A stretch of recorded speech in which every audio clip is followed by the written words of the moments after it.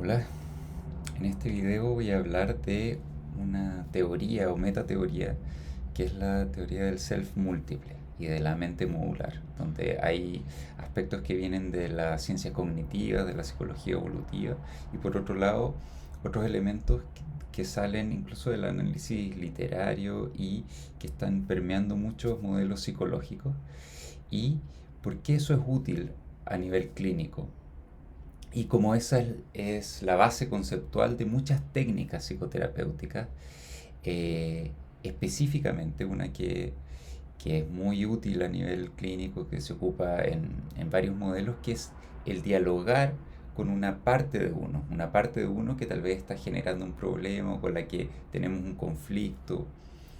Eh, bueno, entonces vamos a hablar como primero a nivel más teórico, conceptual, y después de cómo esto se aplica en la psicoterapia.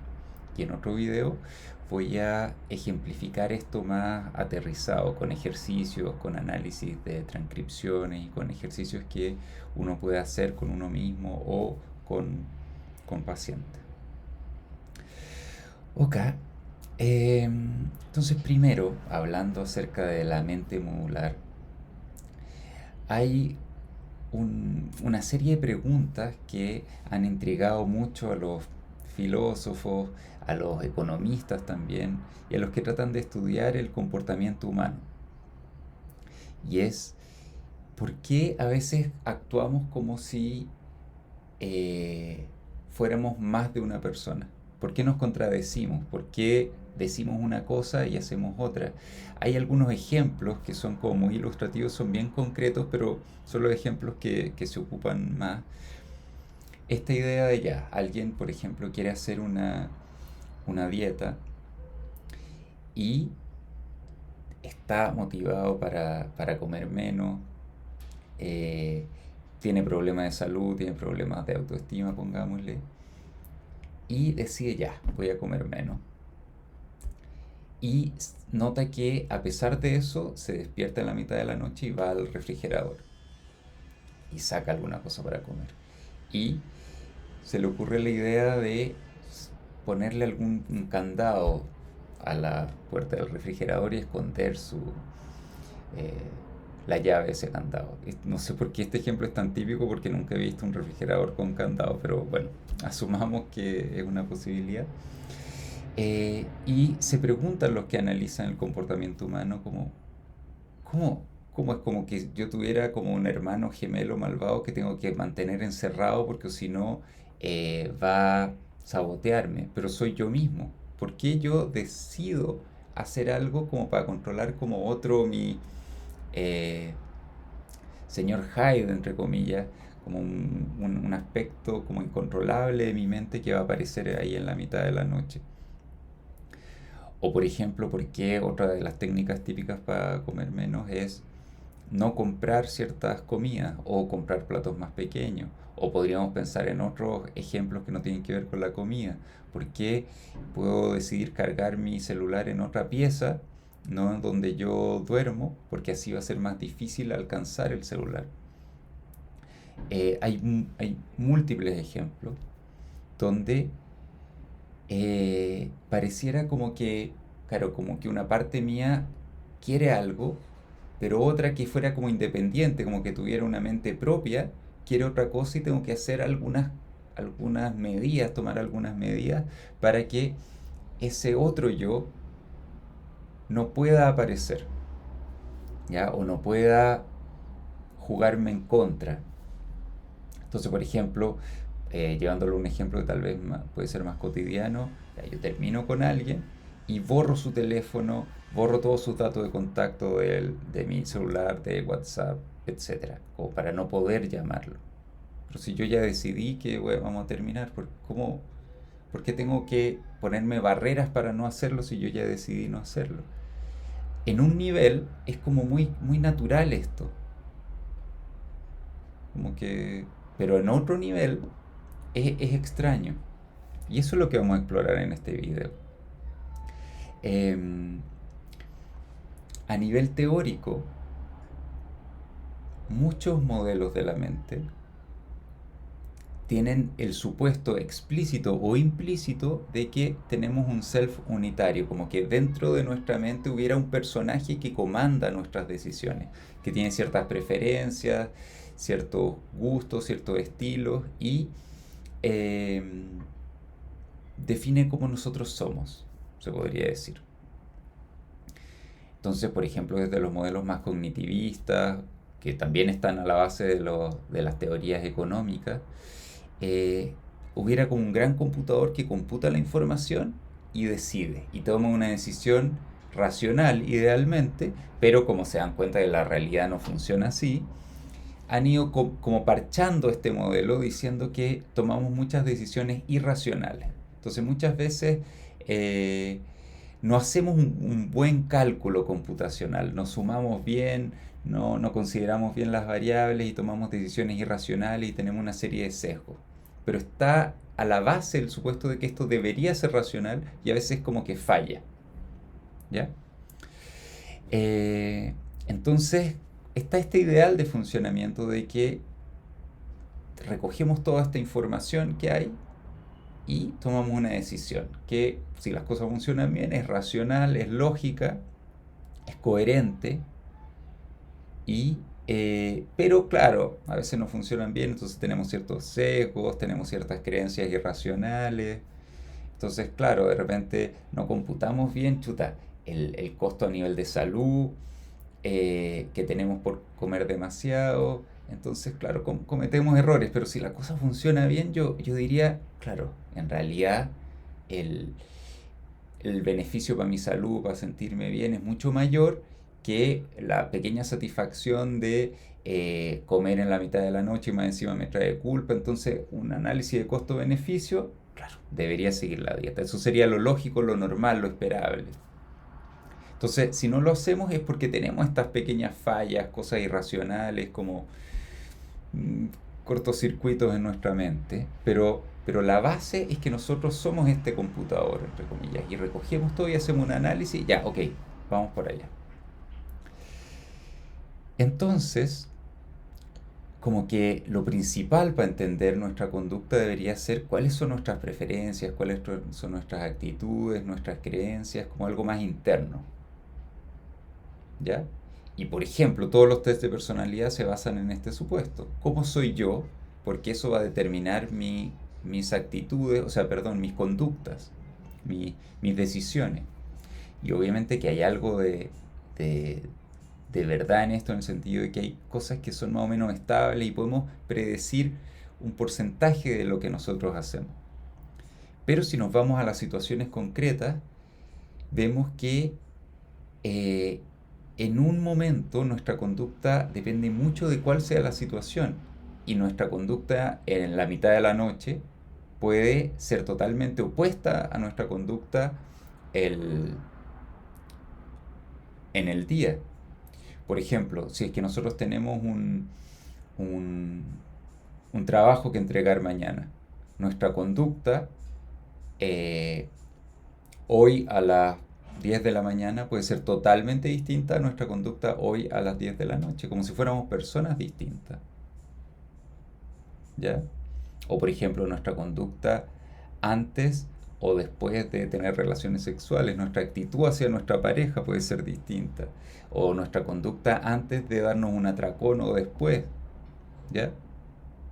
Hay muchas situaciones donde nuestra conducta, nuestras reacciones cambian mucho de un momento a otro. Entonces, acá hay un tema, porque desde esta perspectiva como del self unitario, de que tenemos como una pequeña persona dentro de nuestra mente que comanda todas nuestras decisiones y acciones, el ideal es que nosotros tengamos carácter, entre comillas, como que seamos de una línea, ¿no? Esta persona tiene carácter, como que es consecuente, ¿ya?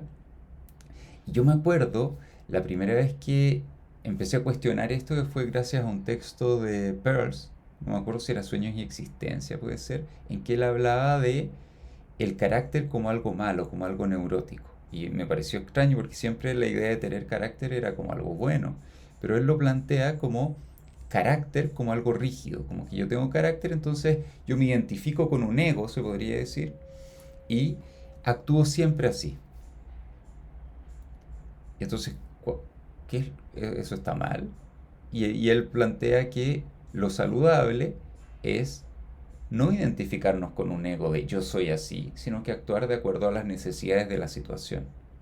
Entonces, él no tenía todo este marco teórico que vamos a hablar en este video, pero sí cuestionaba esta idea de que lo ideal es actuar de forma consecuente como que yo soy así, entonces yo así actúo. Y plantea un ideal distinto, más alineado, por ejemplo, con el budismo, en que el ego es algo vacío, es algo que no es sólido, en que la salud pasa por actuar distinto según las necesidades de la situación. ¿Ya? Esto también genera una serie de contradicciones, por ejemplo, con esto de sé tú mismo, no, el camino es sé tú mismo. ¿Y qué pasa si yo soy un fracasado inseguro? ¿Tengo que ser así? ¿O si yo soy un winner y en un momento fracaso? Entonces, como ya no soy yo mismo, ¿cómo soy yo mismo si me siento, si me fue mal en un momento, pero yo soy un ganador? Como que esta idea de ser tú mismo, que se basa de nuevo en una idea de que yo soy así y estas son mis características y estas son estables porque mi identidad es así, eh, se cae muchas veces en la realidad porque nos vemos metidos en muchas situaciones donde a veces esta identidad, este autoconcepto nos restringe y, eh, y a veces se generan cosas como antiterapéuticas. Yo soy un miedoso neurótico, entonces yo debo ser yo mismo, tengo que asumir que soy un miedoso neurótico. Esa es la solución. O que yo soy un depresivo. Entonces el camino de terapia es asumir que soy un depresivo. No sé, hay cosas que no calzan tanto por ahí. Bueno, entonces este es como el paradigma que muchas veces está implícito en nuestra mente o en algunas teorías también. Pero esto se empezó a cuestionar, ¿ya? Por ejemplo, desde la psicología evolutiva y desde las ciencias cognitivas que se ha empezado a hablar de la mente modular, ¿ya? ¿Qué significa esto? Que la mente a nivel cerebral, a nivel de funcionamiento básico, está compuesta de múltiples procesos relativamente independientes y con distintas funciones. Múltiples procesos cognitivos y algunos pueden expresarse o ser conscientes y otros no. No es uno central que comanda todo, no, son múltiples más o menos independientes que a veces se activa uno, a veces se activa otro. Y esta idea de que sean múltiples estos módulos genera más flexibilidad en el comportamiento. Hay un texto que es buenísimo, que yo se lo recomiendo, se llama Why Everyone Else is a Hypocrite, como ¿por qué todos los demás son hipócritas?, que habla de esto. Un libro muy bueno de hace unos 10 años. Eh, entonces, claro, tenemos múltiples módulos, como múltiples cerebros más o menos independientes. Eso implica mayor flexibilidad, mayor posibilidad de adaptarnos a distintas situaciones, pero también mayor complejidad y potencial para incongruencias, para que a veces yo actúe de una manera y a veces de otra totalmente distinta. Entonces, acá, a nivel como de estudios de cómo funciona la mente y el cerebro, se empieza a cuestionar esta idea de que somos una persona y el ideal es que actuemos de forma consecuente. No, acá ese no es el ideal. De hecho, el ideal es que funcionen bien estos distintos módulos o pequeños cerebros. ¿Ya? Acá, por ejemplo, desde la terapia Gestalt, hay un concepto que yo nunca entendí cuando me lo enseñaron en mi formación, que es la idea de self como frontera de contacto. ¿Qué significa esto? El self, como mi yo, es es la frontera de contacto entre mi organismo y mi entorno. ¿Qué significa esto? El self no está dentro mío. Ya, eso es lo primero. No es algo intrapsíquico que yo llevo para todos lados, sino que el self, lo más esencial de mí, se podría decir, es lo que emerge en el contacto de lo que sí está dentro, mi cuerpo, por ejemplo, algunas cosas son más estables en mí, y mi situación externa, mi entorno, mi contexto. Es algo que emerge en una situación. Entonces ya nos desviamos totalmente de esta idea de que el self es algo interno, que yo llevo de un lado a otro. Entonces, por ejemplo, lo que ocurre a nivel clínico en una psicoterapia no depende solamente de mi mente, mis conflictos, mi estructura, lo que pasa dentro de mi cabeza, sino que depende de lo que surge en la interacción con mi terapeuta. Esta es una aplicación clínica muy concreta, muy básica. A nivel médico, por ejemplo, es que este paciente eh, es tan testarudo, no, es un paciente no adherente.